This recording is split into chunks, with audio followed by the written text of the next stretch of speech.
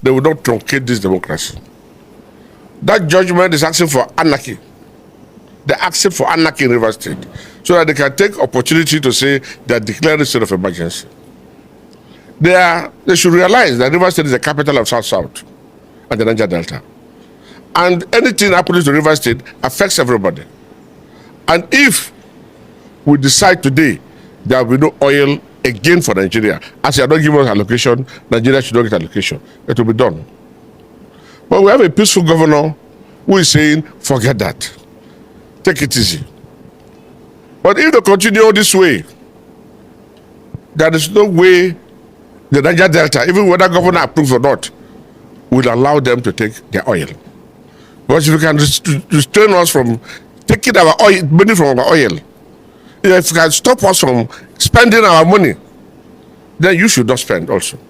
But we have not come to that. I strongly believe that the Niger Delta is watching. PANDEF has spoken.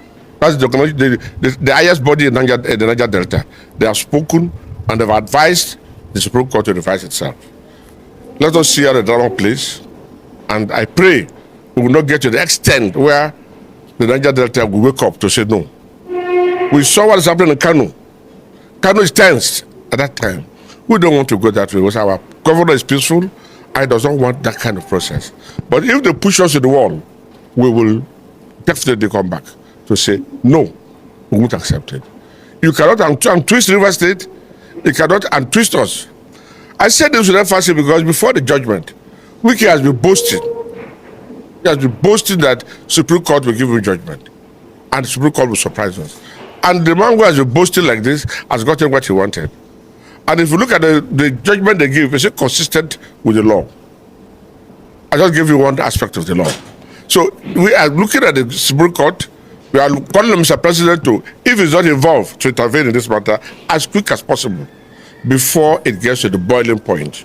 Because if it gets to the boiling point, you can arrest me, but that will not solve the problem. You can kill me, that will not solve the problem. The Niger Delta will wake up. You are pushing the lion, the Niger Delta will wake up. I want the Niger Delta lion wakes up. Nigeria will not be the same. We are Nigerians. We believe in one Nigeria. And that is why we are allowing our oil to go. But it cannot stop us from benefiting from the oil. And you will tap in our resources. Even if same say no. Even if I say no, the creek will say yes. The creek is angry. The people in the creek are angry. We're only asking them to calm down. The governor is saying peace. And so we are following the governor to say peace. Otherwise, Nigeria will know that Niger Delta is not happy. That Niger Delta is angry with the kind of law, the kind of judgment they give.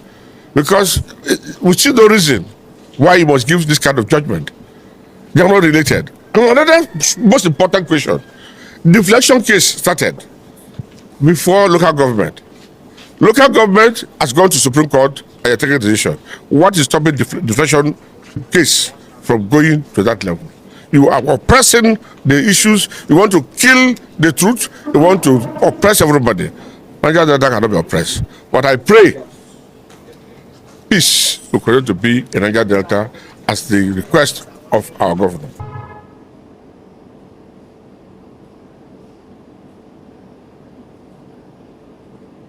Welcome to my channel, where we discuss everything and all things politics, economy, and development in Nigeria and around the world. That was Chief Anabs Sara-Igbe, an Ijaw and Niger Delta chieftain who was expressing the anger and the views of the vast majority of people of Rivers State and Niger Delta in general over the Supreme Court ruling on Rivers State crisis, which he said could lead to more crisis in not only Rivers State, but in the whole of the Niger Delta. From the excerpt we take from that interview, you will see that he said that what happened the Supreme Court ruling could truncate democracy. Now, why did he say that? And he's not the first to say it.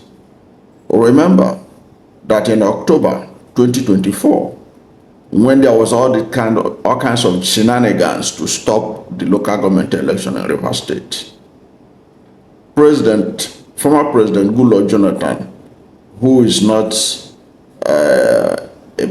a man who talks anyhow, spoke up and said that what is happening in Rivers State is similar to what happened in the Western region. That Rivers State is the heartbeat of the Niger Delta. Whatever affects Rivers State for good or for ill affects Niger Delta. And he called for peace and cautioned federal authorities and politicians to avoid overheating Rivers State. Now, why did Jonathan make allusion to the First Republic?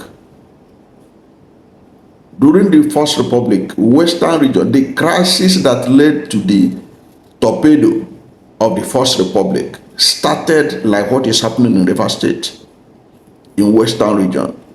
That crisis instigated from the federal capital by the quest by Ahmadu Bello, Tafawa Balewa to have inroad into Western region, romancing with Akintola. That crisis led to the imprisonment of Awolowo for treason. It eventually led to the 1966 coup, which eventually led to the Nigerian Civil War. So something will start that may seem, people will overlook it, thinking it doesn't have much impact, but it will create a history of its own. So Jonathan won against this. Now, this Sara-Igbe is repeating the same thing in this interview, warning that if Rivers State is not handled carefully, if the federal government continue to be aloof to what is happening to Rivers State, it could truncate the democracy. That's what he's saying. History don't repeat itself. It is men that repeat history. That is what I understand from what Sara-Igbe said. That's what I understand from what former President Goodluck Jonathan said when he equated what is happening in Rivers State now to what happened in Western region in the First Republic. It was a clear indication telling you that history don't repeat itself. It is men that repeat history. Now, this Niger Delta statesman, elder statesman, he said so many things. He accused the Supreme Court and the federal government, including the former governor of the state, of trying to create anarchy in Rivers State by that judgment of the Supreme Court, so that they could be able to declare state of emergency in Rivers State and use that opportunity to take over the state. That's what he was alleging. And he reminded everyone that Rivers State is not only, it's not just an ordinary state, that it is the capital of South Nigeria. It is the capital of the Niger Delta. And that's what affects Rivers State. Rivers State affects the whole of Niger Delta. It was no different from what Goodluck Jonathan, former President Goodluck Jonathan, talked about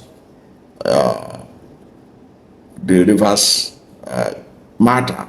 If it's allowed to get out of hand, it will have multiplier effect on the whole region. And you know what that means for a region that is the supplier of the well-being, economic well-being of Nigeria, whether we like it or not. We still depend on oil. No matter all the noises about diversification of the economy, you and I know that every budget being done is based on the Niger Delta oil.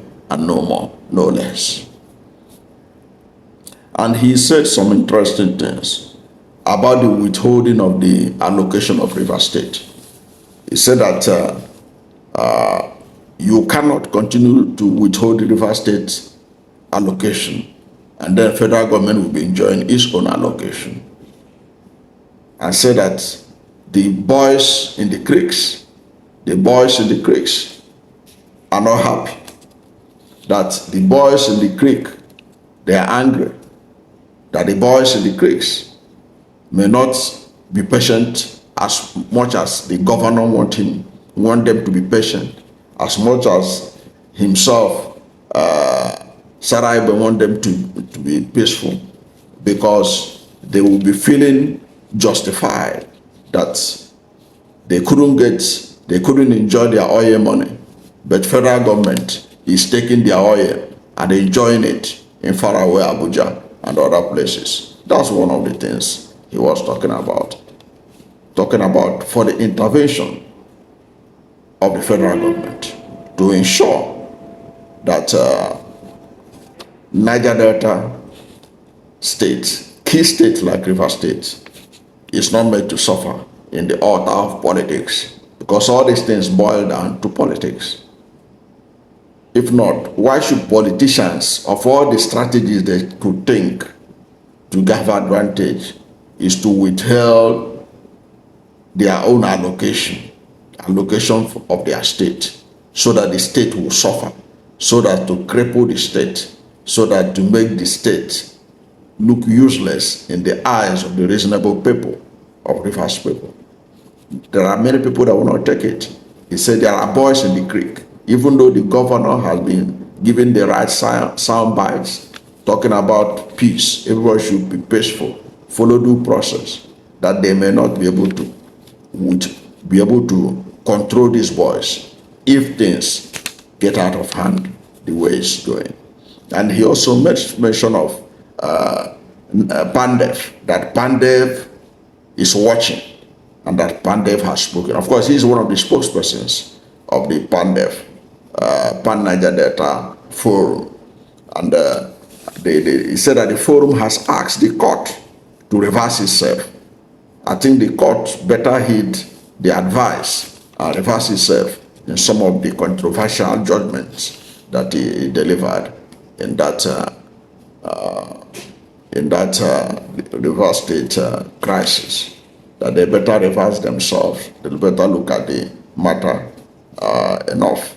And he said so many things. You can see what he talked about yesterday. That Nyesom Wike allegedly was boasting that the Supreme Court would give them judgment, and that the Supreme Court had given them judgment. Now, I don't know whether the Nyesom Wike was boasting or not, but he said it. You heard it, you listened to him.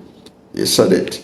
So he is in a better position to know. And if that is the case, that should also be of concern to the Supreme Court, and that the people of Niger Delta are looking at their ruling from the perspective of the boast of the former governor of the state, that he's going to get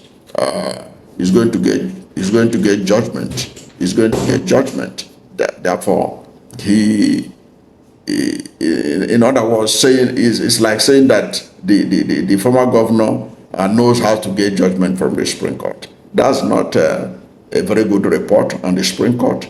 That is not a very good report that that is palatable to the ears of the Niger Delta people or to the people of River State. That